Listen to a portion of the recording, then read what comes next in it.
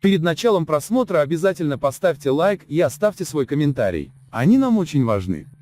Бердымухамедов недоволен состоянием улиц, расположением остановок и освещением в Ашхабаде. 24 февраля президент Гурбангулы Бердымухамедов провел в столичном Хикимлике совещание на тему развития Ашхабада, сообщает Госинформагентство ТЭТ. Глава государства констатировал, что не уделяется надлежащее внимание работам по благоустройству города и перечислил недостатки, которые существуют в Ашхабаде. Низкое качество строительных работ. Вдоль улиц не расставлены в достаточном количестве мусорные баки. В большинстве мест оставляет желать лучшего состояния бетонных бордюров на обочинах дорог и улиц, а также асфальта. Не отвечает предъявляемым требованиям организации ухода за деревьями и зелеными насаждениями.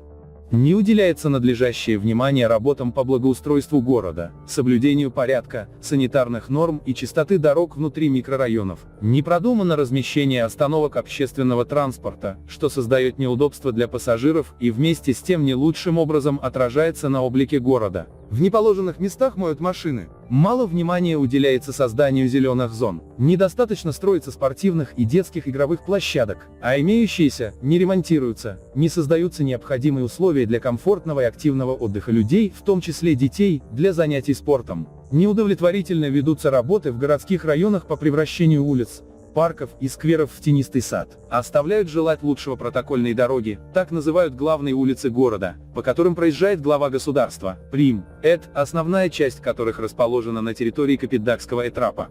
Почти во всех этрапах столицы, и особенно внутри старых жилищных комплексов, нет порядка. Плохо благоустроены окрестности отдельных жилых домов, некоторые участки дорог не освещаются, есть случаи отключения электроэнергии в домах. Мэрия не решает вопрос старых домов, срок эксплуатации которых давно истек. Плохо контролируется строительство объектов и соблюдение экологических норм. Несвоевременно осуществляется уборка остатков материалов возле стройплощадок, что приводит к образованию пыли в городе. Президент потребовал от мэра Истагана Галыджова и курирующего Ашхабад вице-премьера Шамухамед Дурдылаева решить все эти вопросы, а также обеспечить контроль над оформлением дорог, установкой на новых улицах города дорожных знаков и информационных табло.